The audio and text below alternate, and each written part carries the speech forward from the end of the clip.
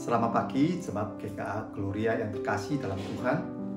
Kita berjumpa kembali di dalam program Amazing Grace. Kiranya firman Tuhan boleh memberkati Bapak Ibu saudara sekalian. Renungan firman Tuhan pada hari ini saya ambil dari kitab Amsal pasal 5 ayat 15 sampai 18. Saya bacakan untuk kita sekalian. Amsal pasal 5 ayat 15 sampai ke 18. Minumlah air dari kulamu sendiri, minumlah air dari sumurmu yang membual. Patutkah mata airmu meluap keluar seperti batang-batang air ke lapangan-lapangan? Biarlah itu menjadi kepunyaanmu sendiri, jangan juga menjadi kepunyaan orang lain. Diberkatilah kiranya sendamu, bersukacitalah dengan istri masa mudamu. Bapak Ibu saudara sekalian, kalau tadi beberapa ayat yang agak puitis ini, mungkin kita masih agak menebak-nebak ya, kira-kira ini ngomong tentang apa. Tapi dari 18, ya kita tahu dengan jelas bahwa ini tentang hubungan suami dan istri. Bapak Ibu saudara sekalian, hubungan suami istri ini adalah sebuah hubungan yang cukup macam-macam ya. Ada yang sangat menyenangkan gitu ya, kita semua itu senang bahagia, kita bisa menikah, berumah tangga, kita menemukan orang yang kita cintai dan orang itu mencintai kita. Tapi kadang-kadang juga hubungan suami istri itu membuat rumah tangga itu menjadi susah, menderita kalau itu tidak harmonis. Bahkan orang bisa cerai dan juga menyebabkan kepahitan dan sebagainya.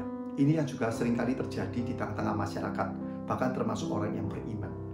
Oleh sebab itu, jauh-jauh hari ya, Amsal ini sudah memberikan nasihat. Kita sebagai manusia yang Tuhan ciptakan, Tuhan berkati, berumah tangga.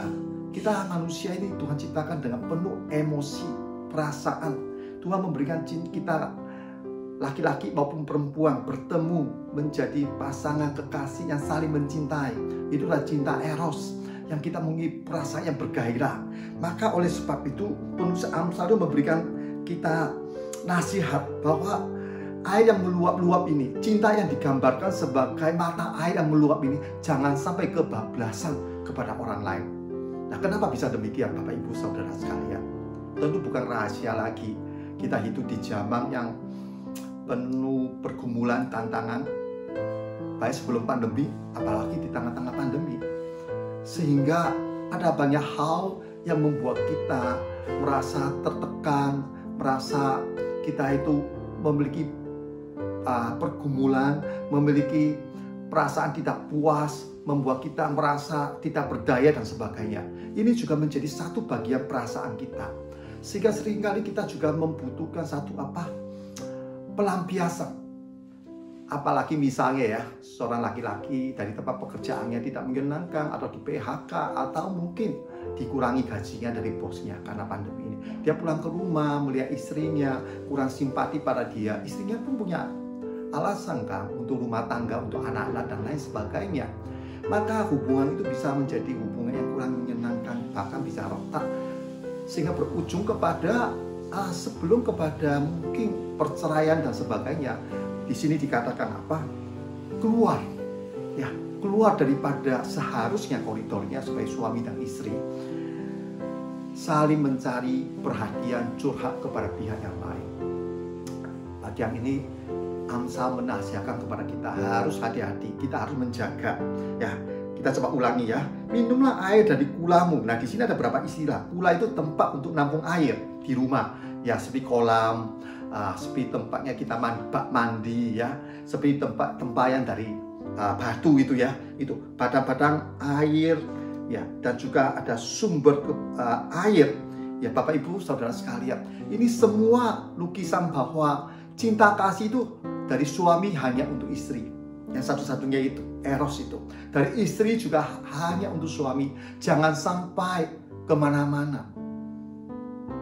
Bapak Ibu Saudara sekalian, untuk bisa menjaga relasi yang demikian, kita perlu kembali kepada kasih yang mula-mula, komitmen yang awal. Sama sih kehidupan seorang Kristen. Kadang-kadang kita menjadi seorang Kristen yang sekian lama, mungkin sudah 5 tahun, 10 tahun, karena kita mengalami kejenuhan. Kadang-kadang kita merasa bosan dengan segala aktivitas gereja yang ada. Maka kita perlu kembali kepada hubungan yang mula-mula, di mana kita percaya, pertama kali percaya Tuhan Yesus, pertama kali kita menyerahkan hidup kita kepada Tuhan. Demikian di dalam pernikahan kita perlu kembali ingat akan nasihat pernikahan dari awalnya, di mana Tuhan Allah mempersatukan.